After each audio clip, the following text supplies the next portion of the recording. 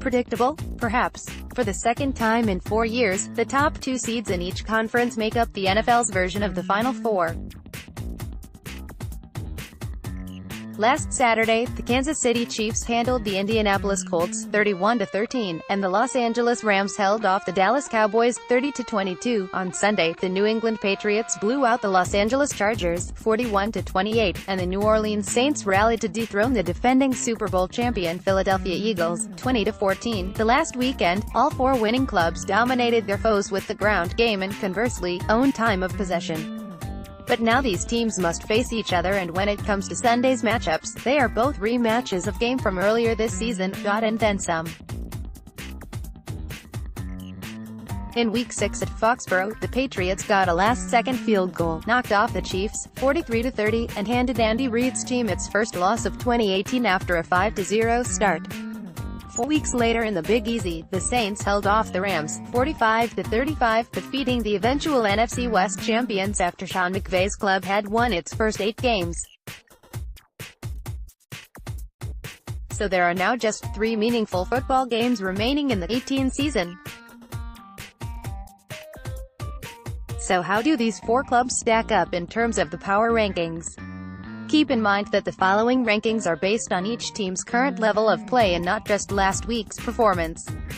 Again, while some considerations is given to postseason history, the emphasis here is on how well each club is performing as of late. Note: win-loss records include playoffs. Page 2. Los Angeles, California, January 12, C.J. Anderson. Photo by Harry Howe. Getty Images. Overview. There were a lot of positives when it came to the Rams' 30-22 win over the Dallas Cowboys this past Saturday.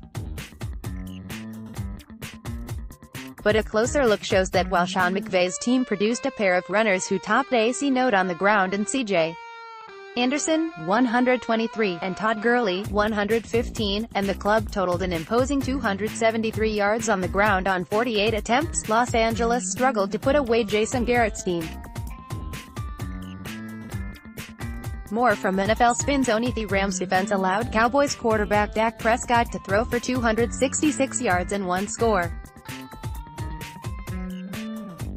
All told, this unit will have to play much better than it did this past week as well as all season if the club is to win at New Orleans. Postseason history. Last week, the Rams won their first postseason game since 2004 with that 8-point victory over the Cowboys. Now the club will play its first road playoff game since that same year when the club was blown out in Atlanta, 47-17. The Rams own a 7-15 lifetime road playoff record. This week's opponent, McVay's talented squad, heads to the Crescent City for the second time this year. Back in Week 9 at the Superdome, the 8-0 Rams fell behind early, rallied to tie the score in the fourth quarter and would eventually come up 10 points short to the Saints, 45-35. It was one of only 2 road losses by this club this season. Page 3. Use your arrows to browse Foxborough, Massachusetts, January 13, Sony Michel. Photo by Matty Meyer. Getty Images. Overview. It's safe to say that the Chargers never knew what hit them in Foxborough.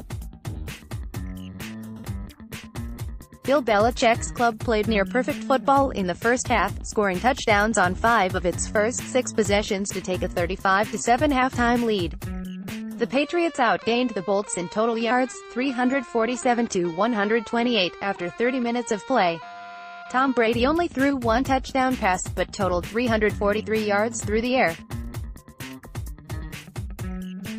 Rookie running back Sony Michel keyed a ground attack that amassed 155 yards as the 31st overall selection in 2018 ran for 129 yards and 3 scores. The Pats are now in their 8th straight AFC title game.